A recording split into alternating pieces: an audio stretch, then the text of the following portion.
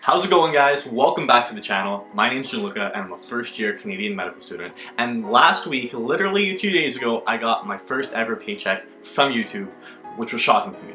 I still don't really believe it. So when I started this channel almost exactly 1 year ago, which is crazy all by itself, I did so with only one reason in mind, and that was to provide honest and truthful advice to people that wanted to do something similar as to what I was doing and kind of give them a little bit of a guide on how they could do it themselves. Because at the time, I didn't know any medical students personally, and I didn't really have anyone that I could ask these questions to. Now, on that same note, one of the things that happened to me in the last year, in addition to becoming a medical student, is that I started posting videos here on YouTube. So in the spirit of transparency, and hopefully in trying to help out as many people as I can, I'm going to tell you guys exactly how much money I make here on YouTube by posting these videos. But first, let's roll the credits.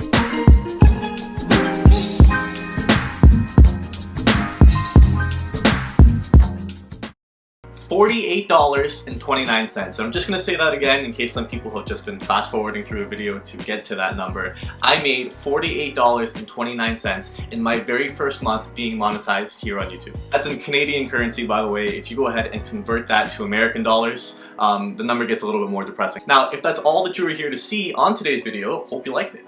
Smack that like button before you get out of here, and we'll see you on the next one. But if you do want to stick around for just a little bit more, one of the most common questions that I've been getting asked lately is exactly how much I am getting charged to be here in medical school, and just how much debt I've accumulated as a student. So what we're going to be talking about next is, number one, what that's all like. Number two, how long I would need to be making YouTube videos in order to pay off my student debt. So now, let's talk numbers. First things first, I did 5 years of undergrad before I got here in medical school, and in each of the 5 years, I was charged about $7,000 on average for each of the 5 years. So if we just round it all together, I roughly came out of undergrad about $35,000 in debt as a Canadian student. Now thankfully, I also had some scholarships and some bursaries and things that I was able to apply for, and it lightened the load a little bit, but on average, if you just want the picture, for 5 years of undergrad, it's about $35,000. If you were going to go and do a 4-year undergrad, on average about $28,000. And after undergrad, now here being in medical school, it turns out that the average cost for a year in medical school is about $25,000 to $26,000. Now here at the school that I'm at, it is a 3-year program, so thankfully you do save a lot of money in that way. So I'm probably going to get out of medical school about $78,000 of additional debt after 3 years. However, the average cost when you get into like the 4-year program, for example, you're probably looking at about $100,000 to maybe $110,000 for 4 years of medical school. And truthfully, I mean, that's really not all that bad when you consider that there are some schools down in the States, especially the more expensive Ivy League schools, and then after, if you get into international programs, or if you go down to do medical school in the Caribbean, which is a crazy expensive program, you could be looking at upwards of $300,000 to $400,000 American, which you've established is a lot more than Canadian dollars, and it could get really expensive very quickly. So now, if we put everything together, in my situation personally, it would have been $35,000 of debt accumulated in undergrad, plus an additional $78,000 more or less here in medical school, for a grand total of around $110,000 as a ballpark estimate. Now also, for the sake of these calculations, I'm going to be leaving out additional costs like food or living expenses or transportation, because the way that I see it, I would have had to have paid for those things regardless of whether or not I was in school, and therefore we're just going to keep them separate from the school costs. So unfortunately, I actually don't have $110,000 that I could just pull out of my back pocket and hand over to the good people that run the school system. So instead, what happens is, once you kind of commit to this life of being a student, you're going to be in school for a while. One of the things that you're going to have to do is find somewhere where you can take out a little bit of a student loan, which is a sum of money that you get from the bank that as you spend it, it'll be there, but then you're going to be getting charged interest on the money that you're using for school. Now this is where it could actually start to get a little bit complicated. Let's say that I go ahead and I take out a loan of $110,000 from the bank. Turns out this isn't actually a loan of $110,000. It's $110,000 plus interest. And what that means is, the longer that it takes for me to pay back my loan, the more money that I'm going to be charged as interest. And I know this is a very simple concept, but for a lot of students that never really had much exposure to accounting or business courses, because we've been taking pre-med courses a lot, this might be a new concept. So the way that compound interest works is that it is in your best interest to pay back the interest as soon as possible. Now the reason is because at the end of 1 year, after I had taken out a loan for $110,000. Let's say, for example, I was being charged 4% interest. At the end of the year, I now owe back to the bank $114,400 because of that 4% interest, which has accumulated over the course of a year. So I was paying interest on the $110,000. But what happens now is that the interest could compound over time. So the first year, I had to pay interest on $110,000. The second year, I have to now pay 4% interest on $114,400, and the longer it takes me to pay back this interest, you're going to see very quickly that your payments are going to get higher and higher and higher, and that's why it's in everyone's best interest to pay off your student loans as soon as possible. Now here at the channel, I don't ask you guys for much, but just promise me no Ferraris until after you pay off your student loans. Now that was just an aside for your own knowledge. Let's get back to YouTube for a second.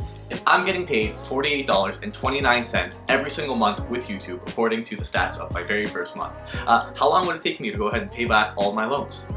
Okay, so this is going to be fun. Let's do $110,000 that I'm going to owe at the end of medical school, divided by $48.29 per month that I'm getting paid from YouTube right now.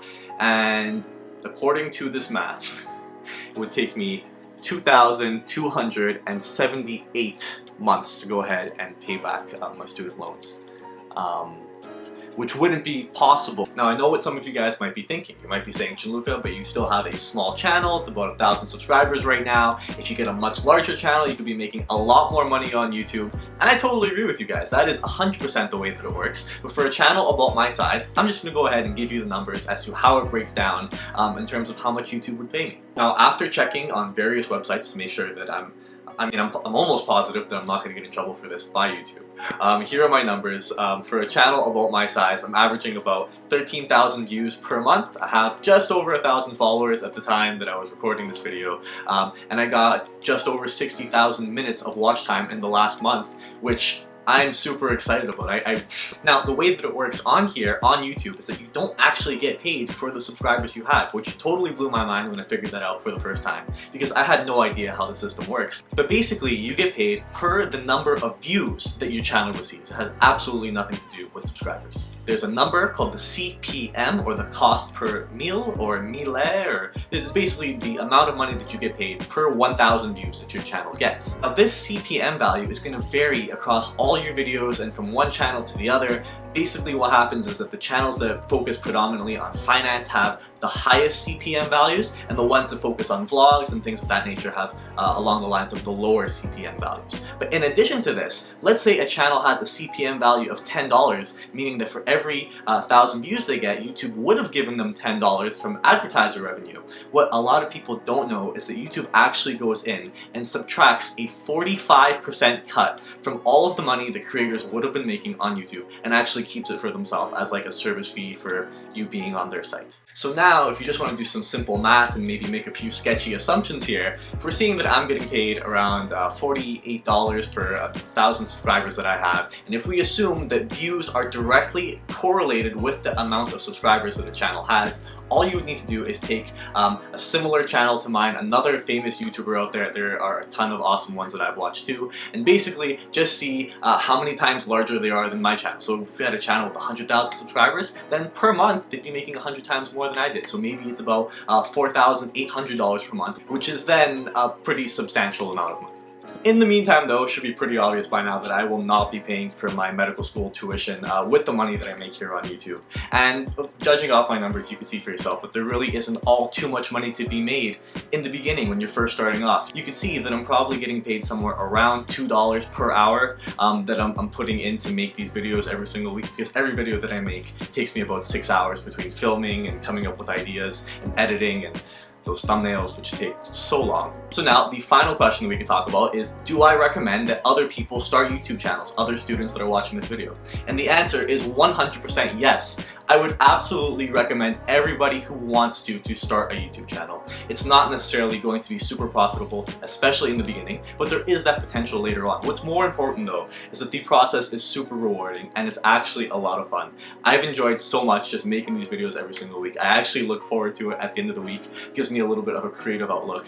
And getting those messages every now and then from you guys, from people that are watching these videos, people hitting me up on Instagram, asking me questions, saying that I was able to help them out. There really weren't a lot of us Canadian medical students making these types of videos here on YouTube in the beginning. It's gradually getting better now, but if you know something, if you want to go ahead and help someone else out, you have a creative passion that you want to share, then 100% go and do it. If you're not making money in the beginning, okay, it's going to be a little bit difficult, but I promise you guys the process is super rewarding to get around to actually figuring out how everything works. Alright, and that's the end of the video. So what have we accomplished today? You guys know exactly how much I'm making here on YouTube. You know exactly how much debt that I'm in as a student that's going to be in school for the next little while, and hopefully you guys are more prepared now to tackle the process ahead of you and knowing a little bit more about finance and compound interest. Anyways, I hope you guys learned something here today.